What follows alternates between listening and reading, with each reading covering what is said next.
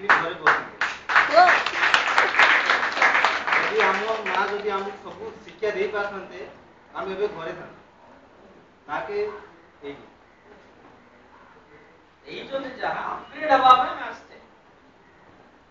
ଆଉ ଯାହା ଅଶୋକ ଦାସ କହିଲେ ଆଉ ଆମେ ଏଇ ଇଏରେ ମୁଁ ଶିଖି ପାରିଲିନି ସେଇଟା ବହୁତ ଆମର ବି ଦୁଃଖର କଥା ଆମେ ଶିଖି ପାରିଲୁନୁ ମାତ୍ର ଆମେ ସେଇ ଭୁଲ ଜାଣିଲୁ ଏଇ ମୁହୂର୍ତ୍ତରେ ଆମେ ଶିଖେଇବୁ ଆମ ପିଲା ମାତ୍ର ଆମେ ବି ଏବେ ଜାଣିବା କଥା ଆମ ମା ବାପା ବି ତାଙ୍କେ ସେତେବେଳେ ବୁଝିଥିବେ ତାଙ୍କ ମା ବାପା ବି ସେତେବେଳେ ସେମିତି ଭୁଲ କରୁଥିଲେ ସେଥିପାଇଁ ଆମକୁ ଶିଖେଇଲେ ଆଉ ମୁଁ ଏତିକି କହିବାକୁ ଚାହେଁ ଆଉ ଗୁରୁ ମତେ ଲାଗୁନି ଜିତେ ଦେ ଏତିକି କାହିଁ ମୁଁ ମୋର ଅଭିନୟରେ ମୁଁ ଆଙ୍କୁ ଇମ୍ପ୍ରେସ କରିପାରିନି ଯେତେବେଳେ ମୁଁ ଇମ୍ପ୍ରେସ କରିବି ମୁଁ ଯେତେବେଳେ ତାଙ୍କ ମନରେ ତାଙ୍କର ହୃଦୟରେ ଗୋଟେ ଜାଗା ବନେଇବି ମୁଁ ତେବେ ଜାଣିବି ଗୁରୁ ଦିବସ ମୋ ପାଇଁ ହେଲା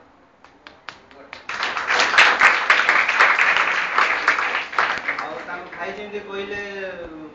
ସତ୍ୟଟା କଣ କାହାକୁ ଖୋଜିବ ନିଜ ଭିତରେ ଯୋଉ ସତ୍ୟଟା ଥିବ ସେୟା ହିଁ ପ୍ରକାଶ କର ନିଜ ଭିତରେ ଯିଏ ଚିହ୍ନି ପାରିଲା ସେ ସବୁଠି ବଡ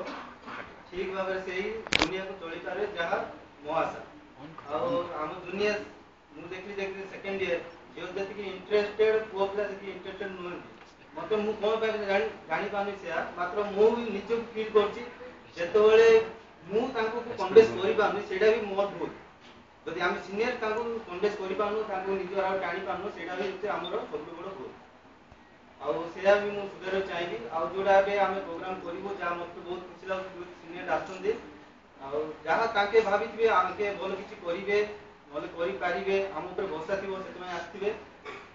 ତ ପିଲା ଭିତରେ